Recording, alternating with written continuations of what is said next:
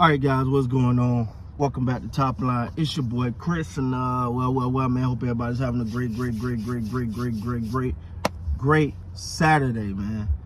Whew. All right, man. So real quick, wasn't able to get this video out last night, but I do want to knock it out, man. Just give my thoughts on the Los Angeles Lakers versus the Phoenix Suns, and I will say this: the Lakers had a good comeback win. LeBron James gave you 32 and 11.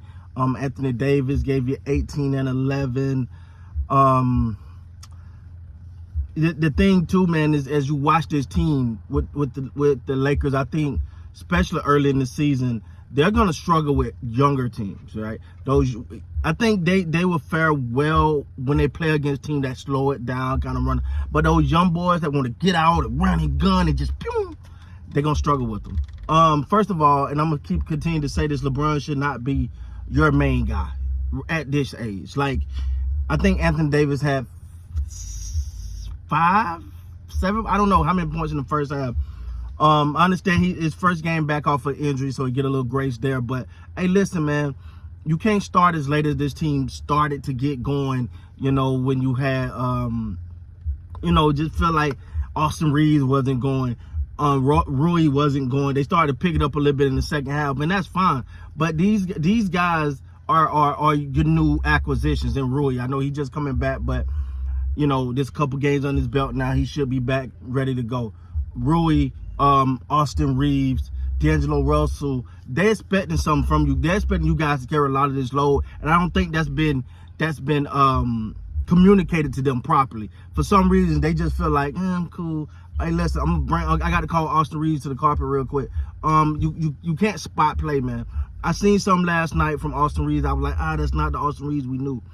He went out to contest a 3-point shot, and the guy faked. He jumped, and then the guy stepped to the side, took his time to take another shot attempt. Now, that's not the Austin Reeves we know.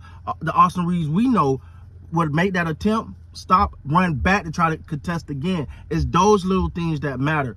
So for the Lakers to be successful, especially against younger teams, I think when you look at older teams like the Lakers, the Suns, Golden State, things like that, the playoffs is when all that start to settle down a little bit and it kind of get more methodical. The playoffs slow things down, and I think the older, mature teams benefit from that aspect of it. But hats off to LeBron James, man. I'm standing on what I said. Anything above 20 points is just is a godsend from him, because at this point he's not supposed to be doing what he's doing, and it's just defying the odds.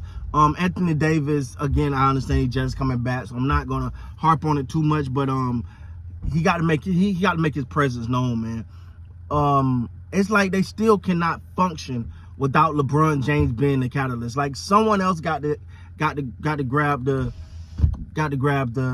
thing and say, you know what? Hey, this is my team. Hey, I got us. LeBron, and it need to be Anthony Davis. And Anthony Davis, and it's not that he's not capable or whatever, but I think he got to be a little bit more demanding of the ball. That's my thing. Like, he got special. LeBron ain't on the court. Hey, that ball come to me every time.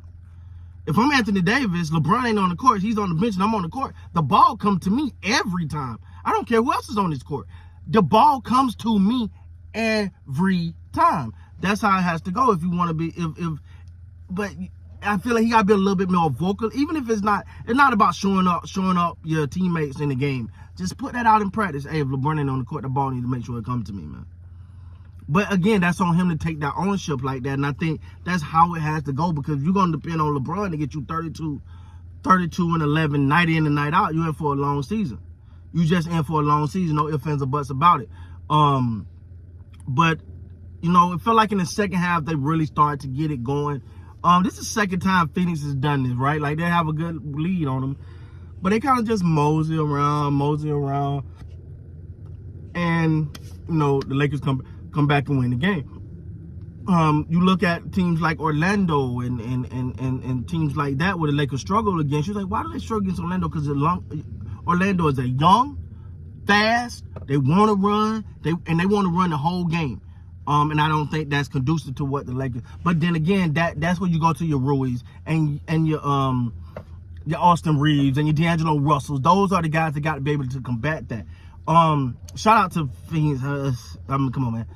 Kevin Durant, 38. Not sure how many rebounds he had, but 38 points. Doing Kevin Durant things.